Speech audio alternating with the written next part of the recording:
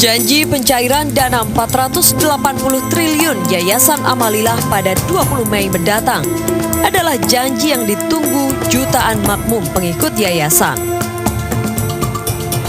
Dana yang setara dengan hampir separuh anggaran pendapatan dan belanja Republik ini, sejak awal Yayasan Amalillah berdiri, didengungkan berasal dari harta karun mantan Presiden pertama RI Soekarno dan beberapa kerajaan Jawa. Banyak kendala. Pertama, kendala belum terpenuhinya jumlah anggota yang disebut makmum untuk diberikan. Nah, sekarang sudah terpenuhi, insya Allah dalam jangka dekat akan kita saksikan. Target sekitar 20 juta. Janji Amalillah yang dikomandoi Raden Ayon Suharis Restuningrat alias Agus Winarto memang janji yang bisa membuai siapapun pengikutnya. Dokumen anggaran yayasan mencatat, jika dana cair di luar pembagian untuk makmum, setiap cabang Amalillah bakal mendapatkan anggaran operasional yang nilainya hampir 2 triliun rupiah per bulannya. PT Bina Swasta Mandiri Indonesia atau PT BSMI dan PT Guswara Musika Entertainment, dua perusahaan yang dikenal jutaan makmum di Republik ini, adalah perusahaan yang disebut bakal menyalurkan dana Amalillah. Sayang, janji pencairan bukan janji baru Yayasan Amalillah. Menurut seorang makmum, puluhan kali yayasan ini ingkar janji soal pencairan dana.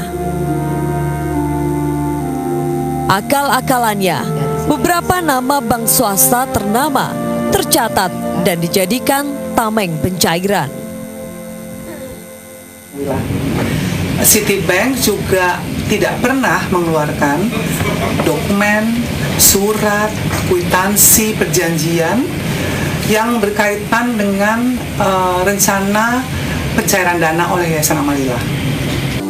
Bantahan juga ditegaskan lewat iklan Citibank di sejumlah media massa beberapa pekan lalu.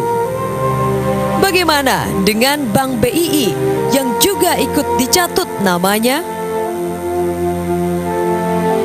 Semua pihak, termasuk pihak ketiga yang ingin mengetahui apakah satu yayasan atau satu PT itu punya rekening di kami, itu sebaiknya ditanyakan langsung dan minta dibuktikan kepada dia bahwa mana rekeningnya, rekening nomor berapa, atas nama siapa, dan sekarang saldonya berapa. Saya kira begitu. Pak, terus kemudian dari hasil penelusuran.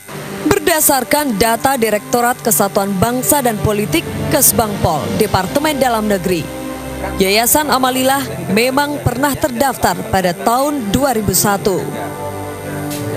Karena banyaknya laporan masyarakat terhadap kejahatan penipuan yayasan ini, pada tahun yang sama, Yayasan Amalillah pun dicoret dari daftar organisasi masyarakat yang sah.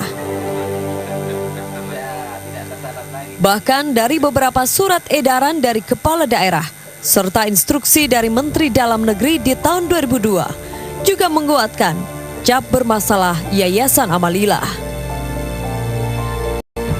Sejarah berdirinya Yayasan Amalillah, menurut pejabat notaris pembuat akta Yayasan Amalillah, sudah keluar dari jalur yayasan. Dia harus, karena sekarang udah Notaris pada itu. ya pada saat itu datang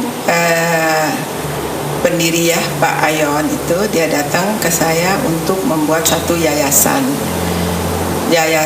sosial yang tujuannya untuk melakukan kegiatan-kegiatan keagamaan. Sebagai sebuah yayasan, Yayasan Amalillah dinilai telah melanggar kesepakatan akta pendirian. Selain etif juga sering mendapat laporan dari korban yang tertipu oleh Yayasan Amalillah di berbagai daerah.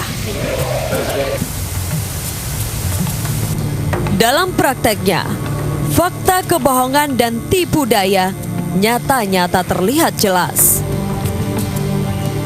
Pertanyaannya, mengapa para pentolan Yayasan Amalillah aman-aman saja dari sergapan aparat dan begitu leluasa memperdayai jutaan masyarakat di negeri ini.